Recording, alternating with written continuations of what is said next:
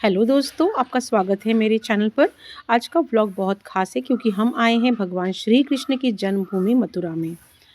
तो चलिए शुरू करते हैं हमारी मथुरा यात्रा। हम सुबह-सुबह निकल पड़े ताकि ट्रैफिक से बच सके। मथुरा की तो बात ही अलग है। ये वही पवित्र स्थान है जहाँ भगवान श्री कृष्ण का जन्म हुआ था। यहाँ आने की खुशी शब्दों में बयां नहीं की जा सकती। और अब हम पहुंच चुके हैं मथुरा के सबसे पवित्र स्थान श्री कृष्ण जन्मभूमि। मान्यता है कि यही वो स्थान है जहाँ कंस के कारागार में भगवान श्री कृष्ण का जन्म हुआ था। यहाँ सुरक्षा बहुत सख्त रहती है, इसलिए मोबाइल और कैमरा अंदर ले जाने की अनुमति नहीं होती।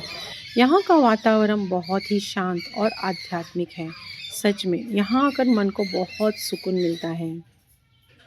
और अब हम पहुंच चुके हैं द्वारकाधीश मंदिर में।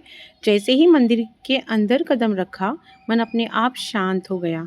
भगवान के दर्शन करते ही ऐसे लगा जैसे सारी परेशानियां, सारी थकान बस यही खत्म हो गई। मंदिर की भव्यता, घंटियों की आवाज़ और भक्तों की भक्ति सब कुछ मिलकर एक अलग ही ऊर्जा दे रही थी। दोस्तों, यहाँ द्वारकाधीश मंदिर में एक पल ऐसा आता है जो शब्दों में बताना मुश्किल है।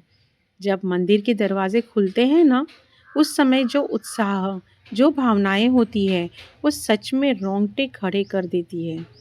सभी भक्त एक साथ जय श्री कृष्ण बोलते हैं और जैसे ही प्रभु के दर्शन होते हैं, आंखें अपने आप नम हो जाती हैं। ऐसे लगता है जैसे भगवान खुद सामने खड़े होकर अपने भक्तों को दर्शन दे रहे हों।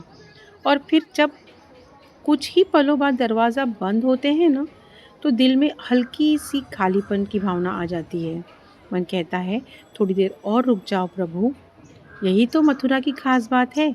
यहाँ हर दर्शन सिर्फ दर्शन नहीं, एक भावना है, एक जुड़ाव है, एक अनुभव है। एक अच्छे गाइड के साथ यात्रा करने पर आपको मंदिर की हर छोटी से छोटी जानकारी समझ में आती है। सिर्फ तस्वीरें खींचना ही नहीं, बल्कि हर मूर्ति, हर चित्र और हर पूजा के पीछे की कहानी महसूस होती है।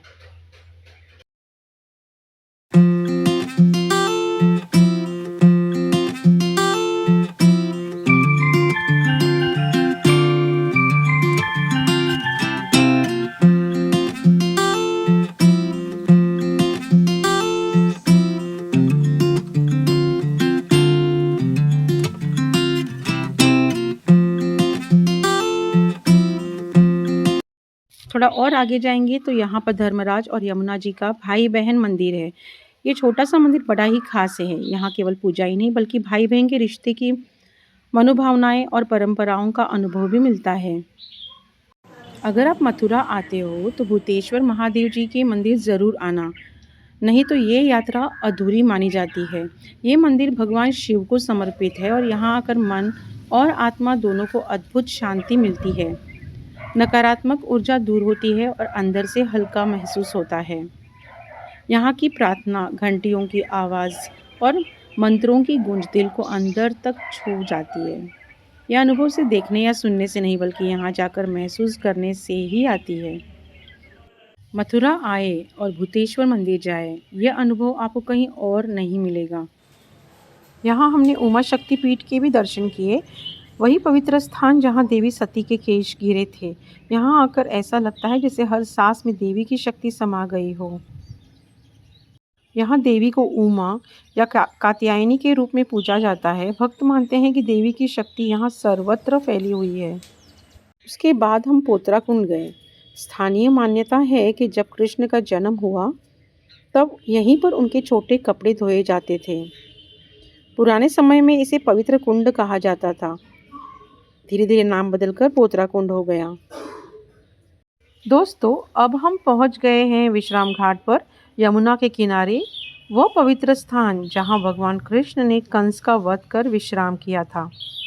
यहाँ यमुना की पवित्र जल में स्नान करके भक्त अपनी आत्मा को ताजगी और शांति देते हैं। शाम की आरती का दृश्य तो बहुत ही अद्भुत।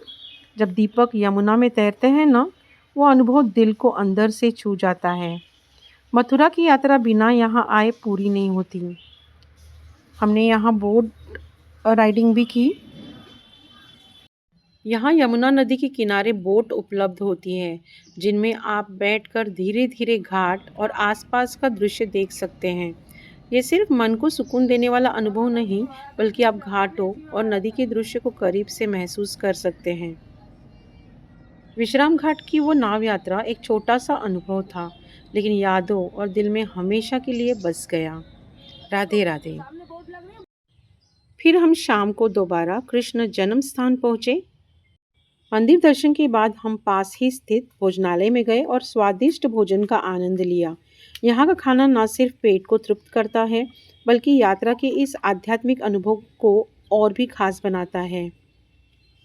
इस तरह हमारी आज की मथुरा यात्रा पूरी हुई। दिन भर भक्ति, शांति और स्वादिष्ट भोजन के अनुभव से भरा हुआ।